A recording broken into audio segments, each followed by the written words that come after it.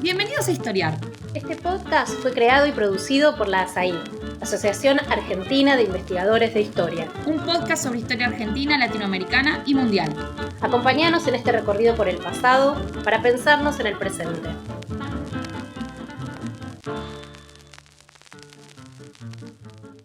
Bienvenidos a un nuevo episodio de Historiar. Soy Camila Perochena y este es nuestro episodio número 150, así que estamos de celebración. Esta semana se van a cumplir 40 años, el 20 de septiembre, del día que la CONADEP entregó al presidente Raúl Alfonsín un extenso informe con los testimonios y pruebas recolectadas sobre la reparación y la desaparición de personas durante la dictadura. Era el año 1984 y hacía menos de un año que se terminaba la dictadura militar y asumía la presidencia Raúl Alfonsín. Sobre el momento de la transición y el año 1983, ustedes pueden encontrar otros capítulos en nuestro podcast Historiar, como por ejemplo la entrevista que le hicimos a Marina Franco, titulada 1983, la transición a la democracia argentina. Así que si quieren saber más sobre el año 1983, les sugiero ir a esa entrevista. Hoy nos vamos a concentrar específicamente en la cuestión de la memoria de los años 70 a través del trabajo de la CONADEP, el informe del Nunca Más. Vamos a ver los diversos dilemas y debates que planteó la memoria del pasado dictatorial y cómo esos debates traspasaron la década de 1980 para llegar hasta el día de hoy.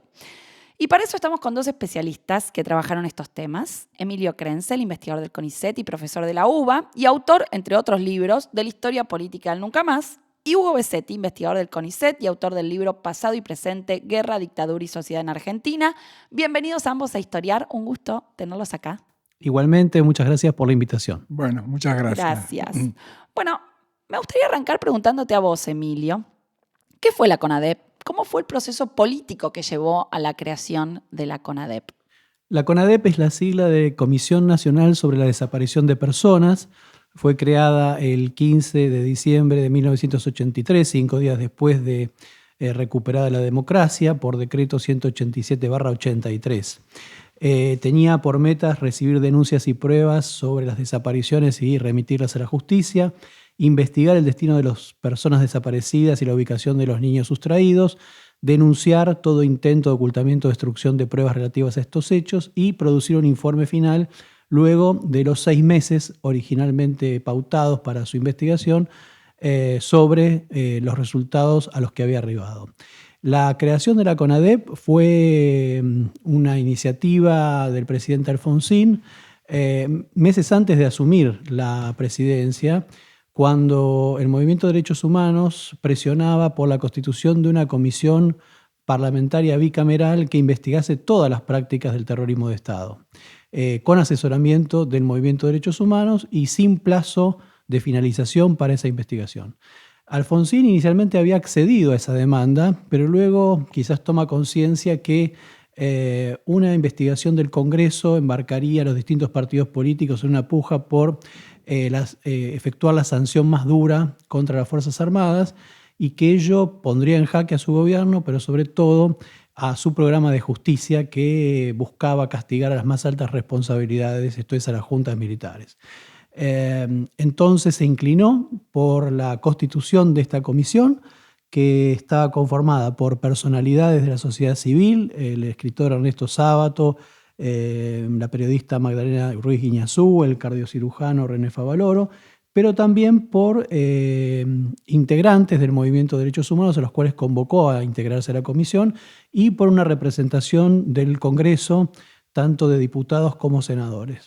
Finalmente la representación de senadores quedó vacante porque el peronismo se negó a integrar la CONADEP, inclinándose por apoyar la demanda de los organismos de derechos humanos que consistía en la comisión bicameral.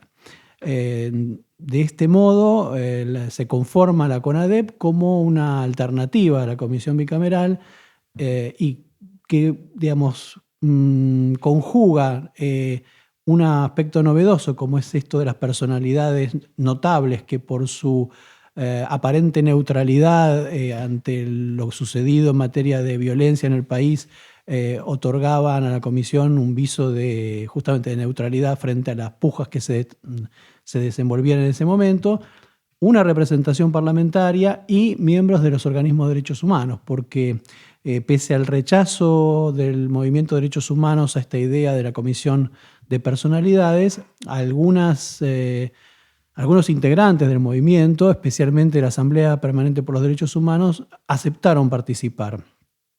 Pensando en el rabino Marshall Meyer, el obispo de Nevares, el pastor protestante Gattinoni, se integraron en la CONADEP, pero también otros integrantes de la Asamblea, como Graciela Fernández Meijide, Raúl Aragón, integraron las secretarías de denuncia en el caso de Graciela, de inspecciones, de procedimientos, las inspecciones de los centros clandestinos en el caso de Raúl Aragón. Perfecto. Y como bien fuiste señalando, esta composición y estas decisiones que se fueron tomando en el proceso de creación trajeron ciertas diferencias, ¿no?, entre el gobierno y los organismos de derechos humanos. Entonces me gustaría, Hugo, preguntarte por el rol de las organizaciones de derechos humanos en el momento de creación de la CONADEP. ¿Qué debates se abrieron, ¿no? ¿Cuáles fueron ahí los dilemas, las diferencias? Bueno, algo dijo ya Emilio. Efectivamente, la propuesta, incluso previa a las elecciones, era la de la comisión bicameral. Y que era una propuesta que parecía razonable en términos de que el Parlamento ostentaba más directamente la representación popular. Además de que los organismos esperaban, digamos, tener allí un papel, digamos. Por otra parte, cuando ya se sale el decreto de creación de la CONADEP, digamos, las críticas apuntan por varios lados. Por un lado, lo que anticipaba Emilio, es decir, que se pensaba que no debía ser una comisión que solo investigara el destino de los desaparecidos, sino el conjunto de lo que había sido el terrorismo de Estado.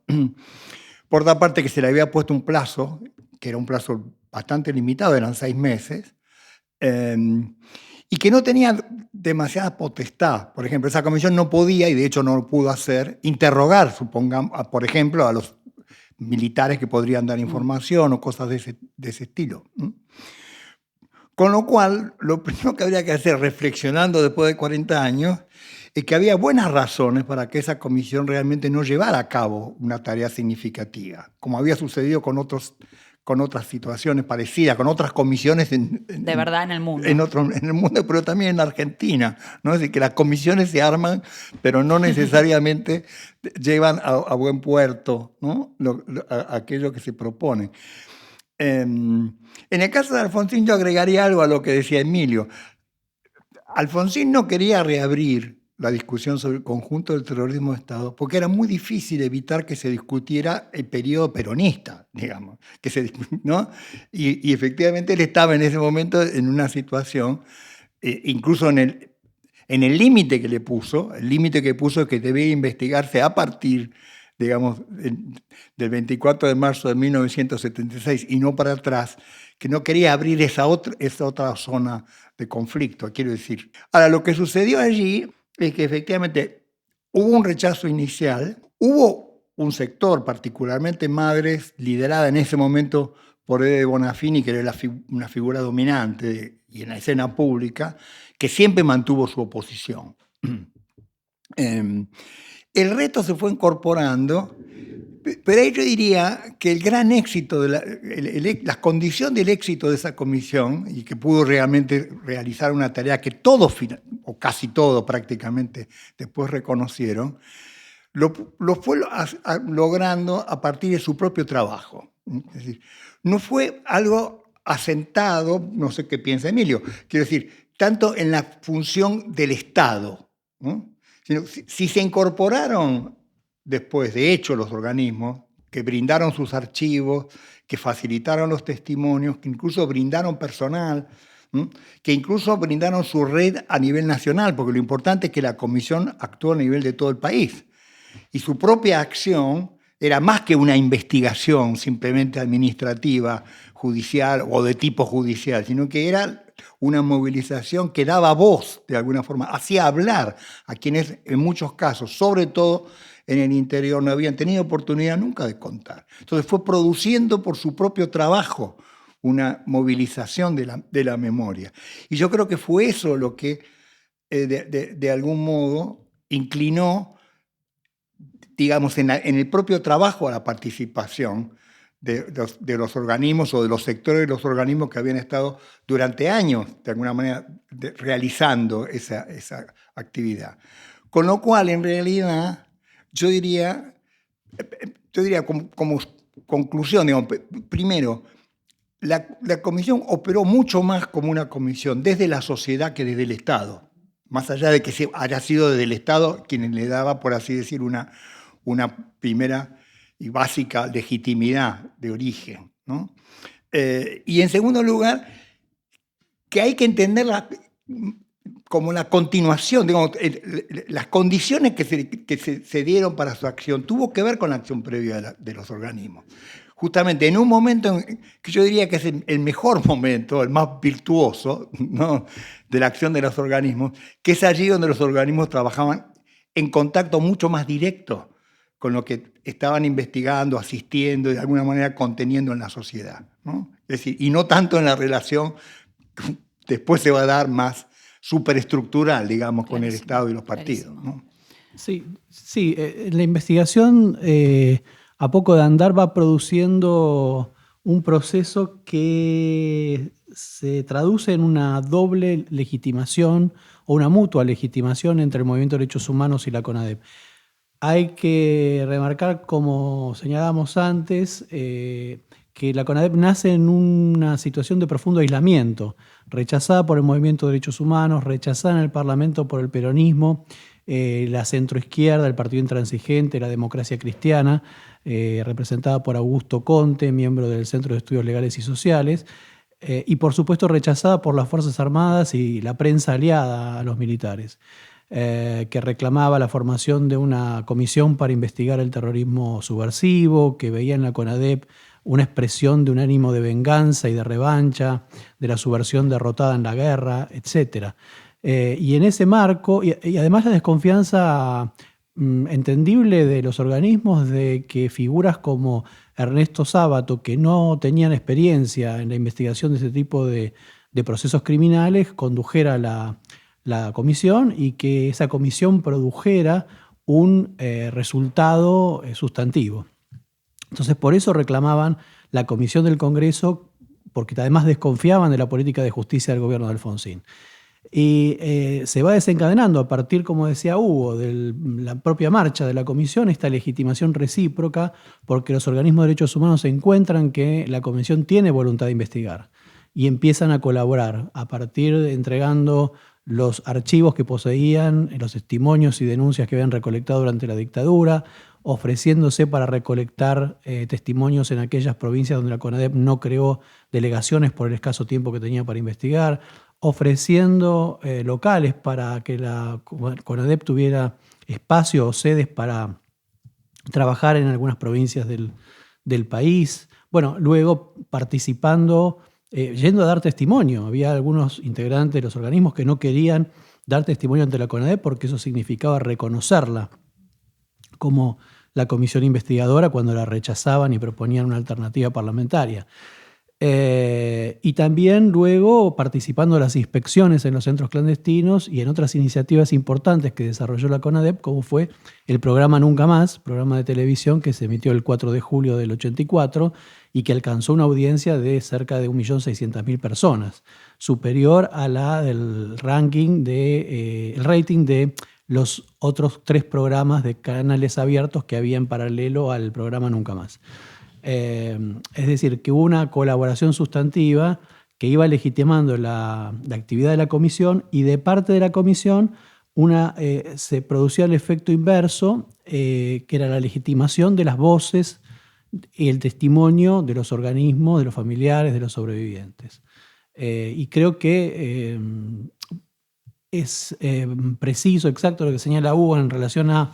Bueno, esta es una comisión estatal, por supuesto, que surge a partir de una iniciativa y un decreto presidencial, pero sin embargo su éxito se explica por un proceso de fuerte movilización de la sociedad civil, específicamente de aquellos actores que habían sido los principales protagonistas de la denuncia durante la dictadura de los organismos de derechos humanos. Perfecto. Hugo, ¿querías agregar algo? No, simplemente que eso creó un público además, porque es cierto que los medios, la prensa, en fin, acompañaron mucho esa acción. Tenían, digamos, un eco muy importante en la opinión pública. Por buenas y malas razones, porque también estaba el sensacionalismo, lo que se llamó el show morbo, del horror, claro. el morbo, qué sé yo. Pero de cualquier manera es cierto que cuando se llega al juicio hay todo un público que ya está preparado y que ya ha cambiado la interpretación de lo que había sido ese periodo. Digamos, la idea de la guerra y la guerra antisubversiva, en fin, todo eso quedaba deslegitimado. Y cuanto más los epígonos de la dictadura, los defensores de la dictadura, querían impugnar, más yo creo que en esas condiciones más alimentaban un humor antidictatorial. Claro, más en evidencia quedaba. Más en evidencia quedaba, ¿no? Justamente mi siguiente pregunta iba un poco a eso, ¿no? Porque, bueno, yo estaba hablando de la entrega del informe y la publicación del Nunca Más. Bueno, ¿cuál es el significado histórico del informe final que se produce del Nunca Más? ¿Cuál fue el recibimiento? Algunas de estas cosas adelantaron. O sea, ¿en qué términos fue exitoso? ¿Cuánto se vendía? ¿Cómo fue el recibimiento de ese informe, Emilio? Bueno, fue un recibimiento que marcó el proceso de legitimación creciente que había tenido la CONADEP durante su investigación. Es decir, fue muy exitosa la recepción que tuvo el informe. Se vendieron las 2 primeras ediciones en 24 horas y entre la publicación que ocurrió en noviembre del 84 y el juicio de la Junta se vendieron más de 150.000 ejemplares y una edición en español fue publicada justamente por Seix Barral en España, adelantando lo que sería un largo recorrido y trayectoria de publicaciones del Nunca Más en el extranjero y en idiomas extranjeros. También diversas publicaciones de diverso tipo, de políticas, pero también de interés general, daban cuenta de que se leía en las playas en el verano del 85. Por cierto, no es un libro. ¿Qué lectura de playa, un ¿no? libro Rara, de verano. ¿no? Como...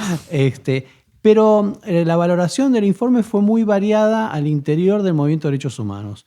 Algunos dirigentes como Emilio Miñones lo valoraron porque condensaba una verdadera pieza acusatoria respecto de las responsabilidades de las Fuerzas Armadas, de las juntas militares, mientras otros sectores del movimiento, como señalaba Hugo, las Madres de Plaza de Mayo mantuvieron un rechazo constante a la CONADEP. Lo valoraban como un informe que venía a tratar de cerrar o ser el antecedente de un proceso de clausura, de voluntad de enjuiciamiento que pretendían no solamente abarcar a las juntas militares, sino que se extendiera al conjunto de los responsables de las violaciones a los derechos humanos.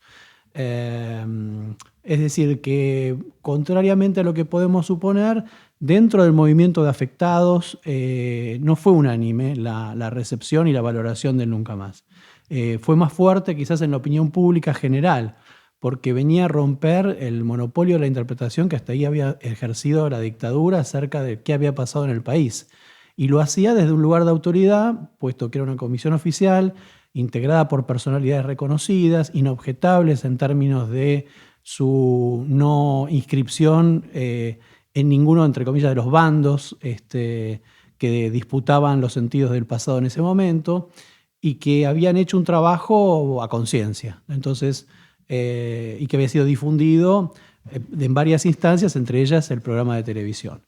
Entonces creo que en el gran público causó un gran impacto y de algún modo también legitimó algunos saberes fragmentarios, por supuesto más escasos, que circulaban en la población acerca de qué había ocurrido durante la dictadura y fuertemente confrontaba con el relato que hasta allí había sido monopólico de justificación o negación, primero de negación, luego de relativización y justificación de la existencia de desaparecidos en función del marco de la existencia de una guerra antisubversiva. Bien, entonces vamos al relato, vamos a esa visión del pasado de la que estás hablando, Emilio. Me gustaría preguntarte, Hugo, bueno, ¿cuál es la visión del pasado reciente que se transmite en el Nunca Más? Sobre todo también en el prólogo. Y bueno, eso, ¿qué visión del pasado se puede ver y cómo confronta esa visión con la que venía diciendo Emilio era predominante hasta ese momento? Bueno, en principio yo creo que el peso mayor son efectivamente la prueba, los testimonios, ¿no? Y la idea que estuvo en la discusión sobre cómo presentar ese material, de hacerlo de un modo más accesible, de dar un lugar importante no solo a la descripción, sino a la voz misma de los afectados o de quienes podían dar cuenta de lo que era esa situación. Yo creo que se discutió después el prólogo, pero casi nadie que yo sepa discutió el contenido del libro, ¿no? Es decir, que de ese libro que tenía, ¿cuántas? 300, 400 páginas, por ahí se discutía, incluso, digamos, se vio una necesidad de escribir un segundo prólogo para corregir el primero. Pero, o sea, que yo podría un poco el acento en el prólogo, que ha sido el tema que generó más polémica después. Porque efectivamente el prólogo tenía una primera afirmación que hablaba de los 70 y mostraba entonces la idea de los 70 atravesados por una lucha de terrorismo de derecha, terrorismo de izquierda, ¿no? Y yo creo que ese ha sido el punto que después generó más polémica, porque entonces parecía avalar, digamos, la idea entonces de una suerte de equiparación. Pero en realidad inmediatamente, cuando pasaba a describir lo que de cualquier manera se decía con todas las letras, ¿no? Terrorismo de Estado, crímenes de lesa humanidad, se decía el terrorismo de ese Estado era infinitamente peor que el anterior, o sea, era muy difícil, digamos así, desconocer que era claramente una descripción que no equiparaba, digamos, una cosa y la otra. De cualquier forma, lo que aparecía en la descripción, ya no la descripción, digamos así, de los ejecutores, de los victimarios, por así decir, sino ya del desaparecido, era la figura del desaparecido en la que insistía más bien en su carácter de inocencia, y decía eso. Incluso decía una cosa que efectivamente uno puede decir que era difícil de sostener desde el punto de vista de las evidencias, ¿no?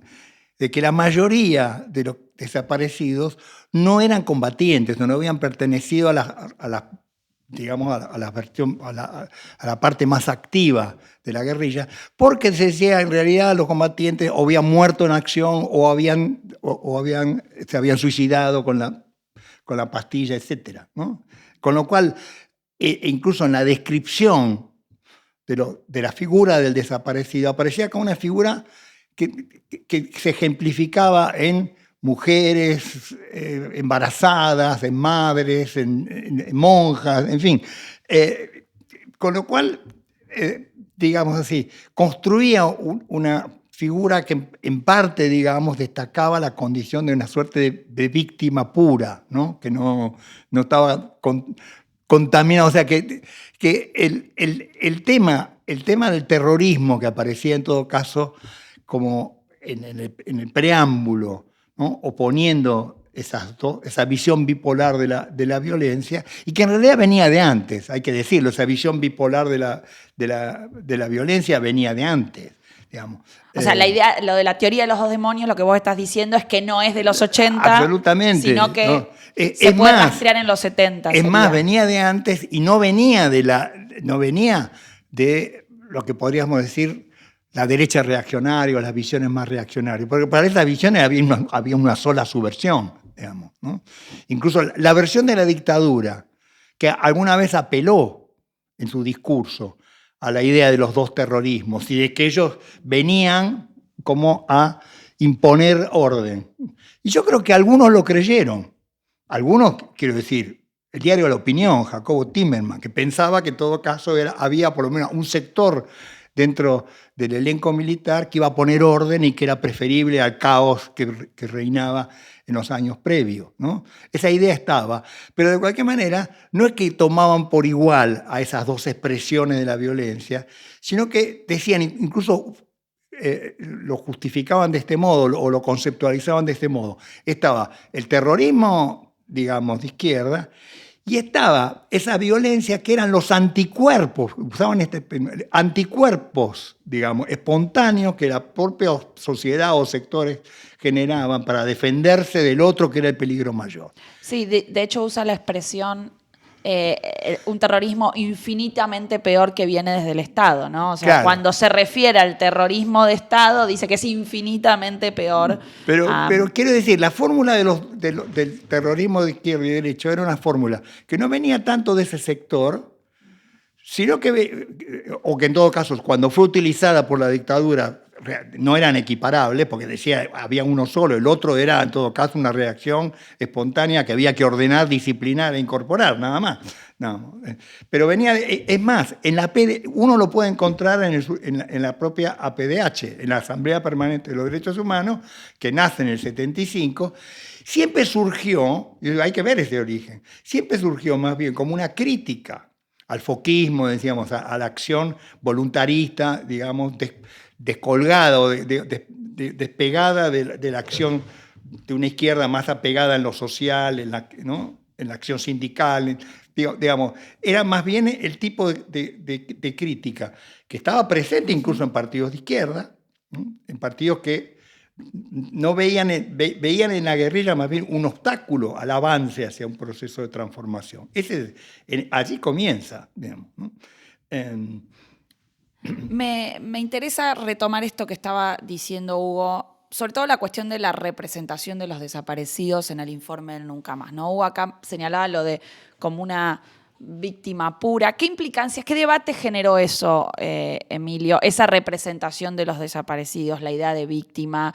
¿Y cómo ves vos también, bueno, también esto que estaba marcando Hugo sobre la cuestión de la teoría de los dos demonios dentro del Nunca Más y en ese contexto? Sí, bueno, coincido de que el rechazo al terrorismo de cualquier signo, al terrorismo de izquierda y de derecha, circulaba antes del golpe de Estado entre diversas expresiones políticas, desde partidos de izquierda, partidos de centro, que bueno, reclamaban la puesta de orden, incluso la recuperación por parte del Estado del monopolio del ejercicio de la fuerza, etc. Y con esa promesa esa promesa es enarbolada por los golpistas del 76.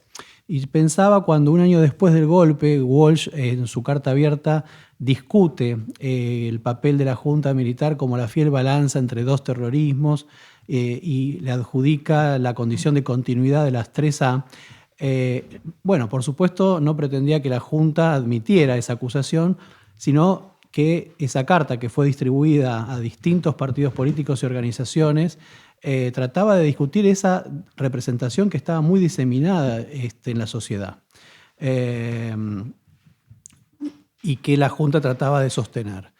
Bueno, esa representación se fue agotando a partir del reconocimiento de la responsabilidad del Estado en el cuadro de violaciones a los derechos humanos que se perpetraban durante la dictadura. El prólogo del Nunca Más como conjuga una serie de representaciones que sirven o que son vehículo de la política de juzgamiento emprendida por el gobierno. Esto es, una periodización que instala el comienzo de las violaciones a los derechos humanos el 24 de marzo del 76, dejando, como señalaba Hugo, a un costado las responsabilidades de los gobiernos peronistas en violaciones que ya se habían tornado regulares, como las desapariciones antes del golpe de Estado, de los gobiernos peronistas y también de otros actores, por ejemplo, de la burocracia sindical. La representación de los desaparecidos viene a prolongar en buena medida la representación que habían sostenido los organismos de derechos humanos durante la dictadura, una representación reflejo de la acusación de subversivos y guerrilleros para el conjunto de quienes eran reclamados como desaparecidos por parte de la dictadura, que venía a poner en primer plano la inocencia, la genuidad con respecto a la política y mucho más respecto a la lucha armada de quienes habían sido víctimas de las desapariciones. Y esa misma inocentización se revela respecto a la sociedad, que es propuesta ajena y ignorante del cuadro de violaciones a los derechos humanos que ocurrían en el país, esa infinita casa de brujas, como dicen Nunca Más en el prólogo. Y respecto de los dos demonios, bueno, retoma en ese primer momento del prólogo esta idea de un cuadro de violencias enfrentadas, pero como también señalaba Hugo, inmediatamente señala la no equiparación cuando propone que el terrorismo de Estado fue un terrorismo infinitamente peor al combatido. Y en ese sentido establece una jerarquización que se dirige claramente hacia la responsabilidad de las juntas militares a partir del golpe de Estado. Otro elemento que contiene el prólogo es la valoración de la democracia como el horizonte el orden político que va a impedir la reiteración de este horror, y en ese sentido la no mención a las violaciones que ya ocurrían antes del golpe colabora en esa representación porque deja a la democracia a salvo de cualquier tipo de interrogación acerca de sus capacidades en relación a la perpetración de abusos y violación.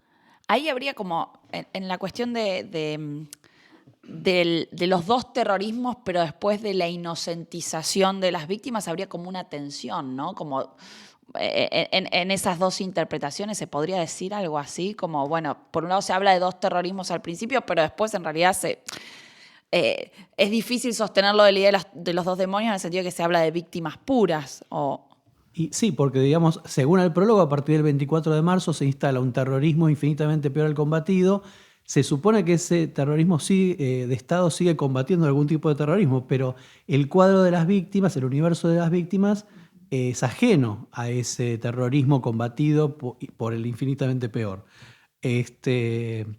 Con lo cual se instala una imagen vertical de la violencia donde el Estado dirige su furia contra una sociedad por entero inocente y ajena a la lucha armada y también incluso a la política, porque durante todo el Nunca Más no se va a mencionar la militancia de ningún desaparecido, con lo cual se propone esa inocentización y esa relación Estado versus conjunto de la sociedad civil como víctima y ajena al cuadro de violencia. Yo creo que además, lo que decía Emilio, ¿no?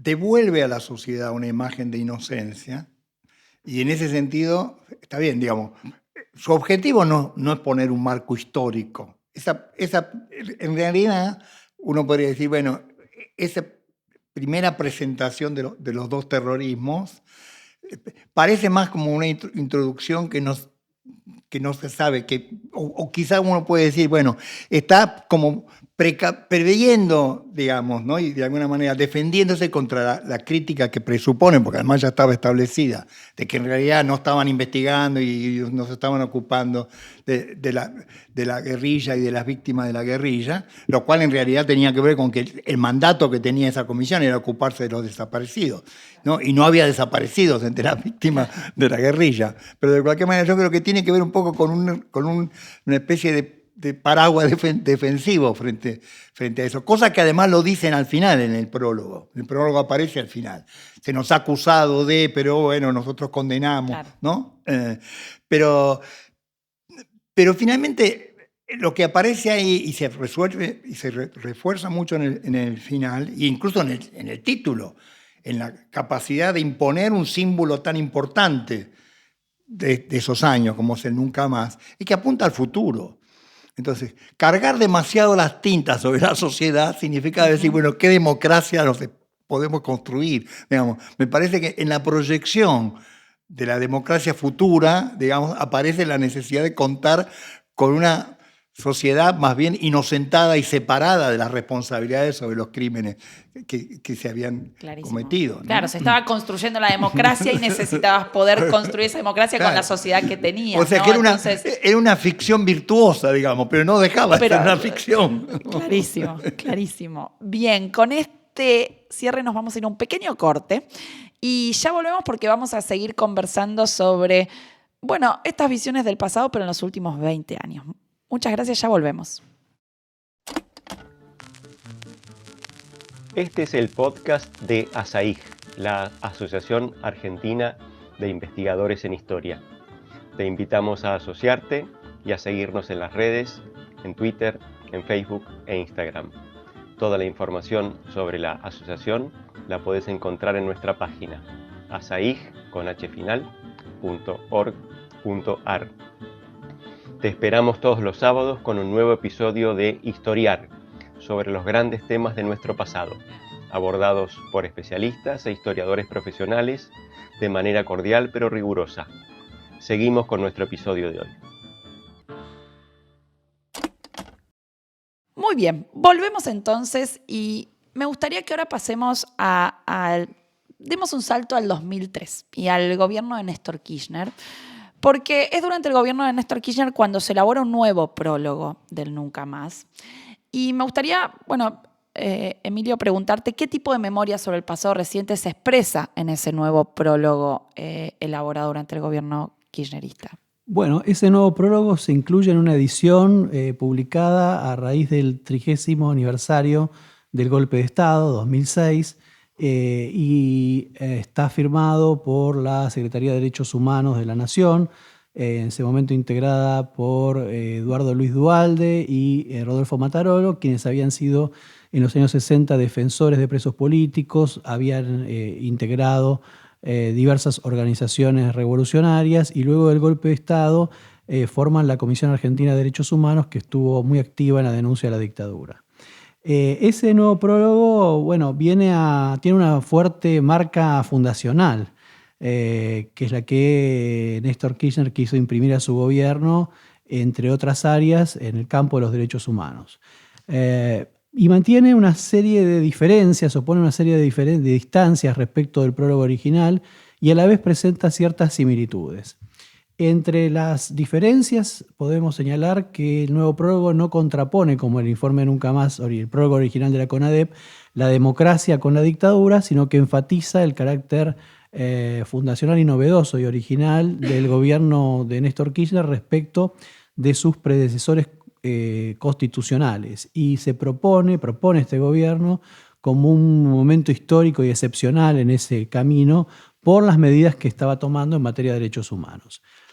También propone una mirada inversa a la del prólogo de la CONADEP en materia de la relación que la sociedad mantuvo con la lucha de los organismos de derechos humanos o las luchas contra el terrorismo de Estado. Si bien no menciona a la sociedad, habla del pueblo, un pueblo que participó de manera inclaudicable en las exigencias de verdad, justicia y memoria a lo largo de las 3 últimas décadas, es decir, desde el momento mismo del golpe hasta ese 2006.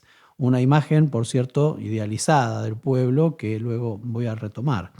Después, otra de las diferencias que marca el nuevo prólogo es la acusación al prólogo original de contener una suerte de simetría justificatoria del terrorismo de Estado. Por esto que señalábamos antes de su proposición acerca de la existencia de 2 terrorismos de izquierda y de derecha enfrentados. Esta acusación grave, porque invalidaría incluso la publicación de un prólogo que fuera justificatorio, como entendía la Secretaría de Derechos Humanos respecto del prólogo de la CONADEP, la podemos caracterizar como equivocada en función de lo que señalamos hace un rato, tanto Hugo como yo, de que el prólogo original de la CONADEP era un prólogo condenatorio del terrorismo de Estado, hablaba infinitamente peor, es decir, ya no establece a partir de esas dos palabras una equivalencia posible, sino que establece una jerarquía entre el terrorismo de Estado y cualquier otra manifestación de violencia. Y luego, también como novedad, el nuevo prólogo asocia el terrorismo de Estado con la imposición de un modelo económico excluyente y de destrucción de conquistas sociales, y propone en ese sentido un Nunca Más que no solamente comprende a los derechos civiles y políticos, sino también a la justicia social. Y sin embargo, a pesar de este carácter fundacional, el nuevo prólogo mantiene una serie de continuidades respecto del anterior. Por un lado, no historiza el pasado de violencia, ni siquiera a través de una fórmula escueta como el prólogo original. No presenta responsabilidades previas al golpe en el cuadro de violaciones a derechos humanos que ya existía antes del 24 de marzo. En relación a esta proposición del pueblo, es una proposición inversa a la que propone el informe de la CONADEP que propone la sociedad ajena e ignorante. En este caso el pueblo es partícipe de las luchas de los afectados y del movimiento de derechos humanos desde el mismo momento del golpe, pero coincide en proponer una imagen totalizadora, abarcadora, no de la sociedad, del pueblo, que desconoce los desgarramientos, los conflictos, las contradicciones sociales que atravesaban en la Argentina en esos años y hasta 2006 también. Y finalmente, pese a la militancia de Duhalde y Matarolo, esa larga militancia, proponen el conocimiento de que las víctimas de la represión comprendían también a militantes de organizaciones armadas y de la izquierda no armada. Proponen una continuidad en la representación de los desaparecidos al proponerlos en el nuevo prólogo como niños, jóvenes, hombres y mujeres de todas las edades, de todas las clases sociales, etc. Es decir, sin resaltar la existencia de la militancia social y política entre las víctimas. Una omisión llamativa. Entonces yo diría que presenta este cuadro de similitudes y de novedades en el marco de un intento político fundacional que incluso supuso el desconocimiento de los aportes y de las iniciativas estatales en materia de revisión del pasado de violencia, como fue la CONADEP y el juicio de las juntas. Es decir, este momento fundacional fue criticado en su momento por distintas posiciones, puesto que ignoraba esas iniciativas previas. Muy bueno, quiero retomar varias de las cosas que dijiste y preguntarte, Hugo, para vos, ¿qué implicancias tuvo ese cambio en la memoria oficial durante el kirchnerismo? Cambio que tiene también continuidades, ¿no? Pero esta nueva forma de pensar el pasado reciente, estas críticas o acusaciones, si se quiere, a la memoria del consenso democrático de la transición. Sí. Lo primero que yo destacaría es lo siguiente. Ese segundo prólogo lleva una firma de la Secretaría o el Ministerio, no sé, pero creo que era Secretaría de Derechos Humanos. Es decir, que tiene como una especie de firma estatal, por así decir, cosa que no tenía el primero, que ya hay una primera distinción importante, porque no es que el prólogo inicial no había sido discutido, había sido recontra discutido. Había toda una... Por lo tanto, si uno toma, como veníamos diciendo antes, el informe de la CONADEP como un texto que tenía en gran medida, surgía de la sociedad, había sido suficientemente discutido, y aquí aparecía la idea de que era la autoridad estatal la que debía dar una clave de lectura de ese libro, que por otra parte no se decía nada sobre todo lo demás del libro, si todos los libros estaban bien, salvo el prólogo que debía ser corregido. Esa es una primera cuestión. La segunda, aparece algo que sí es novedoso, y es que se dice, yo no recuerdo bien la forma, pero la fórmula, que ya por otra parte no es inventada ahí, sino que venía de antes, fue necesario ese terrorismo para imponer un plan económico, ¿no? Es decir, esa explicación por la economía, por así decirlo, por la versión materialista simplificada, digamos, no estaba para nada, ¿no? Pero sí estaba en la discusión previa, ¿no? Estaba todo en los años previos, ¿no? Entonces, en ese sentido, la idea de que el kirchnerismo es una suerte de cooptación de los derechos humanos, yo creo que es errónea, digamos, porque muchas de esas ideas vienen del modo como los organismos habían ido derivando hacia una suerte de radicalización que exponía directamente esa tesis. Para poner un ejemplo. O sea, vos decís, el kirchnerismo no cooptó a los derechos humanos, sino que la visión de los derechos humanos cooptó de alguna manera el kirchnerismo. Ojo, no quiero decir que cooptó, pero quiero decir, en todo caso, encontró condiciones previas y después obviamente las utilizó, en fin, hizo su política con ellas, ¿no? No quiero decir simplemente... No, ya sé, yo le exageré el argumento. Pero lo que quiero decir es que la situación es más compleja que esa idea de un gobierno que desde arriba, por así, coopta, que en realidad esa nueva elaboración viene también del propio desarrollo de lo que venía sucediendo en esa comunidad o en ese movimiento de los derechos humanos. En el año 2001, 25 años, el 24 de marzo del 2001, 25 años del 24 de marzo de 1976, antes de la crisis de diciembre, hay que decirlo, ¿no? Estamos en marzo. O sea, y nadie presuponía en ese momento que podía suceder lo que iba a suceder, ¿no? La marcha lleva un lema que dice: los desocupados de hoy son los desaparecidos de ayer son los desocupados de hoy. Es decir, que la idea que aparece directamente ligando la lucha, la resistencia contra la dictadura a la lucha, la resistencia contra el plan económico. En ese momento, si no me equivoco, ya estaba, no sé si estaba ya Cavallo en su segundo pasaje por la administración de la Rúa, ¿no? Entonces, eso aparece también en el término que empieza a acuñarse, no sé bien cuándo, dictadura cívico-militar. Ahora, cívico no es simplemente que participaban civiles, porque eso es obvio y banal, sino cívico significa, en esa interpretación, tal como yo lo leo, los sectores económicos. El poder económico, que incluso se llega a exagerar. Se dice, el poder económico que en realidad ponía a su servicio a los militares, como incluso dejando en un segundo lugar la responsabilidad directa de los ejecutores de los crímenes, ¿no? ¿Qué pasa? Que eso justificaba, porque es cierto, ya no están más los militares, pero en realidad aquellos que los mandaban siguen estando, por lo tanto la continuidad de la lucha queda justificada plenamente. Entonces me parece que este es un núcleo de lo que cambia, que empieza a cambiar allí, y el gran problema que aparece con el kirchnerismo, bueno, por lo menos uno de los problemas, digamos, es que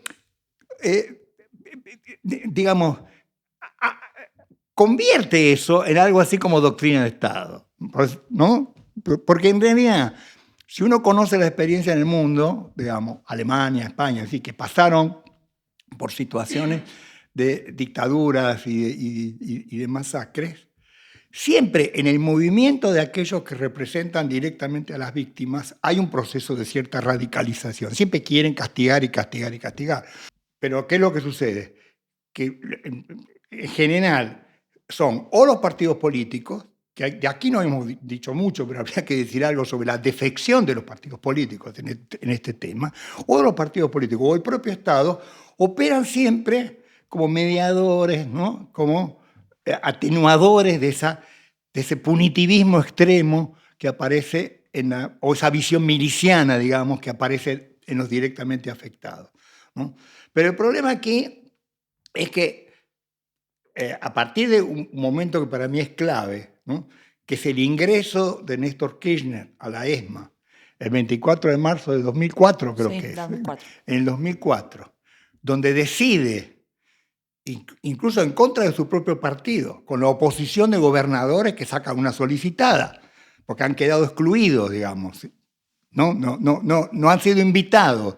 Y no han sido invitados, se sabe, porque un sector, particularmente de Bonafini, nuevamente, que pasa a ser una figura importante en toda esta historia, los había vetado de algún modo, digamos, entra con la militancia y convierte eso en un acto militante y abandona la posibilidad, o deja de lado la posibilidad de convertirle en un acto, una ceremonia de Estado, con la participación del Poder Legislativo, del Poder Judicial, con una invitación a Alfonsín.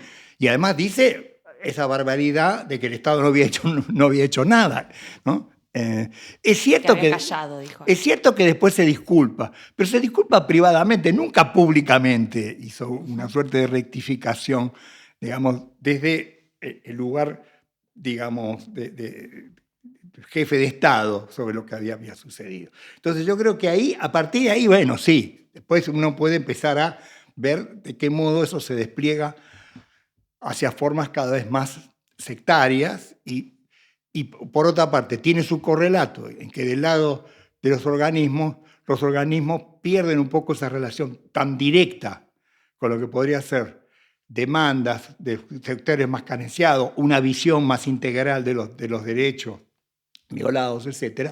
Y tienen un papel cada vez más superestructural, digamos, y de eso se desprende todo, digamos, incluso la corrupción, las prebendas o lo que fuera, que han sido suficientemente denunciadas. Con eso no desconozco que fuera de las cúpulas en los organismos podía haber sectores, sobre todo en aquellos que tenían una acción más directa, que efectivamente trabajaban, buscaban, en fin, asistían, contenían, pienso en el CELS, por ejemplo. Pero de cualquier manera, quiero decir que lo que queda y lo que se construye, sobre todo desde el punto de vista de una, si ustedes quieren, de una visión pública, de una acción pública de los organismos, queda muy fuertemente contaminado con esa relación tan directa con el kirchnerismo. Con lo cual, ¿qué es lo que sucede? En la medida en que el kirchnerismo va generando opositores por distintas razones, ¿no?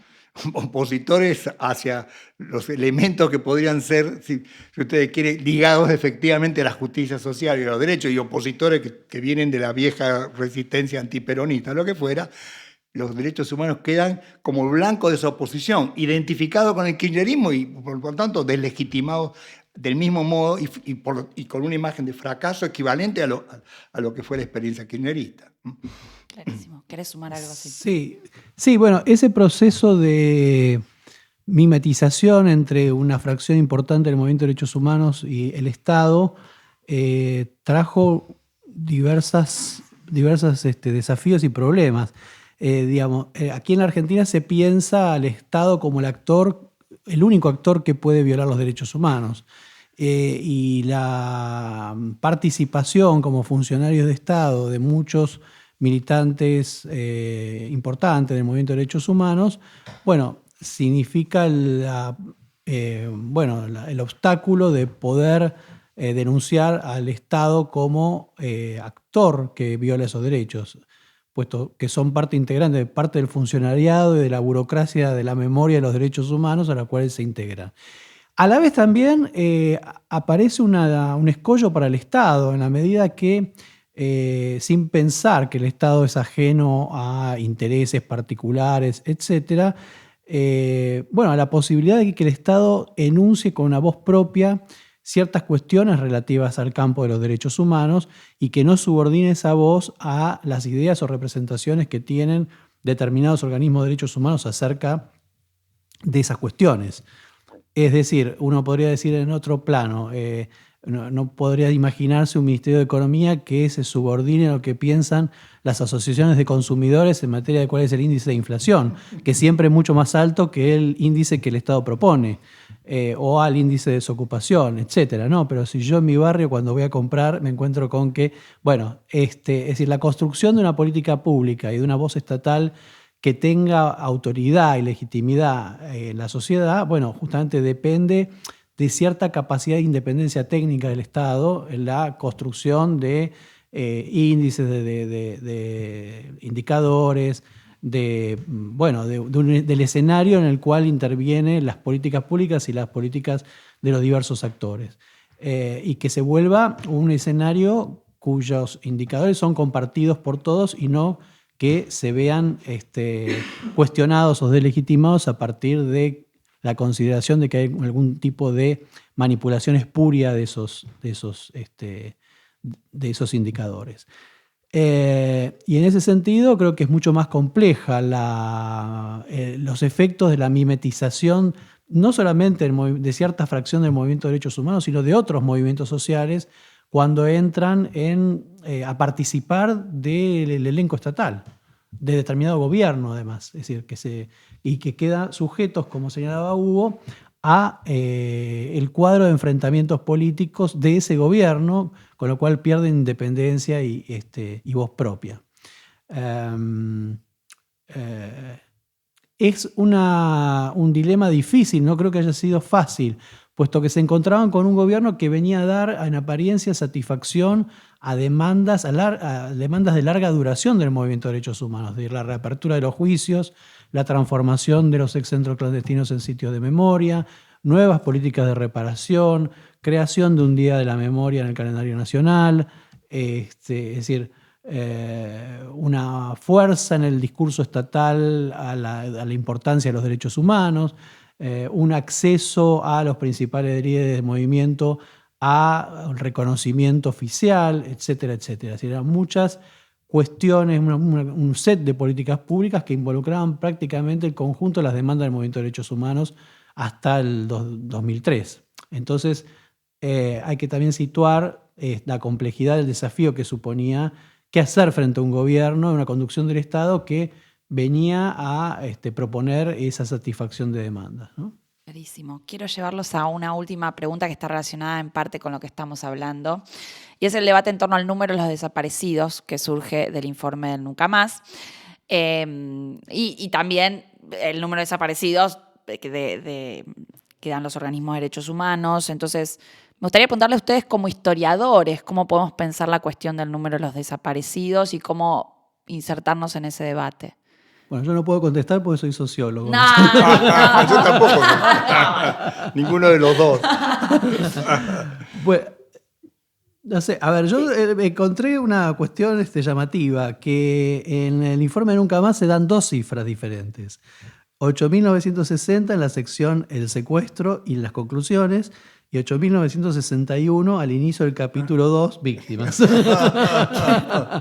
Supongo que debe haber algún tipo de error de tipeo, obviamente, que propuso esas dos cifras diferentes. A ver, bueno, esta cifra se compuso de las denuncias nuevas que recibió la CONADEP, más denuncias que habían sido efectuadas ante otras instancias, la Comisión Interamericana, Amnistía Internacional, Clamor en Brasil, etcétera, y que la CONADEP incorporó pese a que no habían sido ratificadas ante la Comisión, porque consideró que excluir esas denuncias, bueno, podía dejar fuera a gente que tenía personas desaparecidas, familiares o conocidos. Luego se va produciendo un proceso de depuración de esa lista. La CONADEP había trabajado 9 meses finalmente, sin medios tecnológicos modernos, bueno, eran los que había en ese momento, y con gran apuro, pese al cuidado que tuvo en tratar de depurar las múltiples listas que le fueron enviadas de este tipo de organizaciones que las habían recabado durante la dictadura, la Asamblea Permanente por los Derechos Humanos, entre otras. Bueno, a lo largo de varias décadas ese listado se fue depurando y en el 2014 se crea el Registro Unificado de Víctimas del Terrorismo de Estado, RUPTE por sus siglas, que elabora en 2015 la última cifra disponible, que es alrededor de 7.000 desaparecidos, 1.600 asesinados y una cantidad de 600 o 700 casos que están en investigación, es decir, que todavía no se ha podido determinar si corresponden o no a personas desaparecidas. Esta lista menor a la que ofreció la CONADEP en el año 84 es fruto de una depuración que eliminó casos repetidos de mujeres que tenían apellido de casada y de soltera, de personas que habían sobrevivido y no habían comunicado a ninguna instancia estatal esa situación y permanecían enlistados como personas que continuaban en situación de desaparecidas, y de otros casos equivocadamente incluidos. Bueno, a la vez el Registro Unificado ha detectado que existe una proporción de alrededor de 3 sobrevivientes por cada persona que continúa desaparecida. Entonces, se podría decir que si bien que por un lado el número de 30.000 no se corresponde con una estimación cierta, puesto que el subregistro, según diversas fuentes, de personas que continúan en condición de desaparecidos no sobrepasaría el 10%, con lo cual podría haber 600, 700 personas más, pero no mucho más. Pero que si se atiende a la sumatoria de las personas que continúan en condición de desaparecidas y a las que transitaron en algún momento como desaparecidas, cautivos en el sistema clandestino ilegal, bueno, la cifra podría acercarse al emblema que enarbola el movimiento de derechos humanos de los 30.000.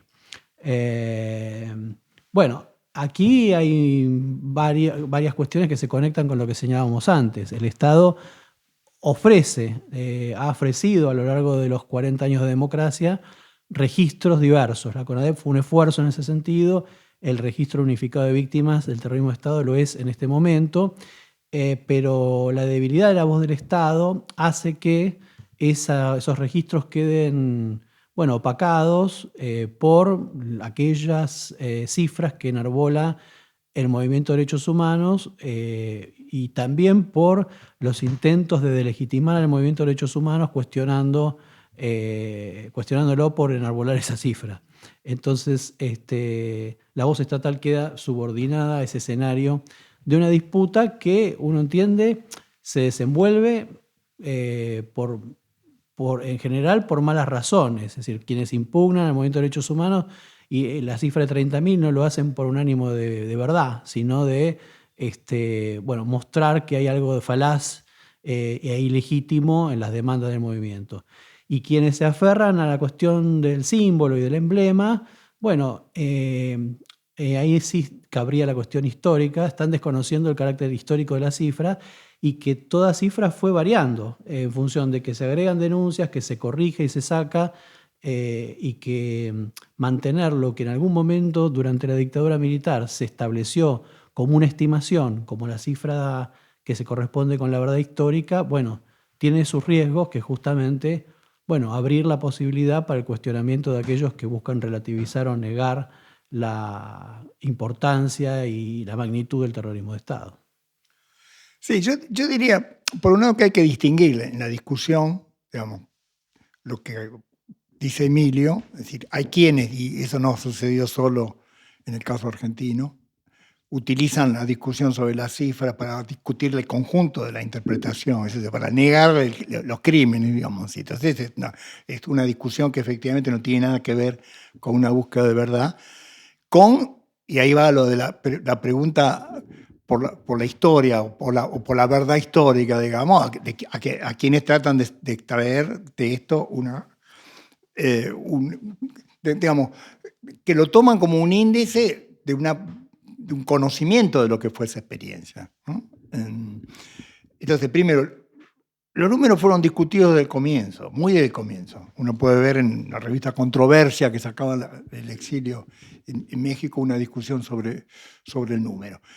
Porque efectivamente ese número de 30.000 no surge de demasiadas de estimaciones, sino que surge antes incluso, o si no me equivoco, surge a partir en los tiempos de la Comisión Interamericana de Derechos Humanos, y como parte más bien de la lucha y de la búsqueda de justificar, por así decir, la denuncia de la dictadura y describir la magnitud de los crímenes.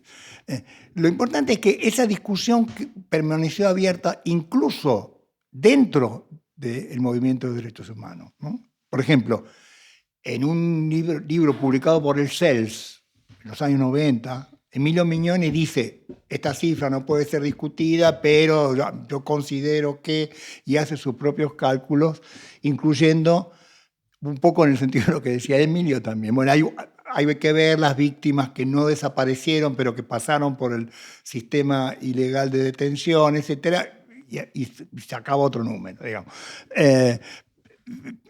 Lo que hay que decir es que en determinado momento, y eso también coincide con el giro que va teniendo esa discusión, con el giro que el kirchnerismo o la visión kirchnerista impone, que eso ya no queda tan, digamos, abierto a una discusión libre, digamos, que en todo caso no es una discusión sobre el símbolo, sino es una discusión sobre lo que eso podría significar para entender qué había sido esa experiencia, ¿no? En principio, y lo que a mí me interesa desde el punto de vista de qué es lo que revelaba sobre la propia acción de aquellos que fueron las víctimas de esa represión. Pensar, a partir de la experiencia conocida, que 2 de cada 3 de los desaparecidos tuvieron una acción tan poco significativa y tampoco eficaz, que ni siquiera quedaron registrados por un nombre a partir de lo que podía decir un compañero de la militancia o un familiar o un vecino o lo que fuera, parecía dar idea de una sociedad tan desestructurada, digamos, tan poco, digamos así, asociada, y que no coincide con lo que uno sabe por experiencia, digamos, y por la investigación de lo que era el perfil de los desaparecidos. El perfil de los desaparecidos era un perfil fuertemente insertado, o en la trama territorial de la militancia, o en la trama de una militancia más orgánica, o en las redes familiares, o en las situaciones de trabajo. La mayoría o muchos de ellos fueron secuestrados en situaciones de trabajo. Entonces, pensar que podían desaparecer, digamos, y quedar borrado de todo tipo de registro y de memoria, parecía difícil, o en todo caso, echaba una luz muy diferente sobre lo que había sido esa experiencia, ¿no? En todo caso, por un lado, la idea de una acción revolucionaria poderosa, etcétera, digamos así, que incluso podía haber estado en determinado momento en situación de disputa de poder, y al mismo tiempo la idea de que de esa acción poderosa las 2/3 partes de lo que podía ser un contingente representativo de lo más activo de esa acción podía haber quedado absolutamente en el olvido, era algo fuertemente contradictorio. Entonces digo, esa es la discusión, si vos querés, histórica, historiográfica acerca de la cuestión.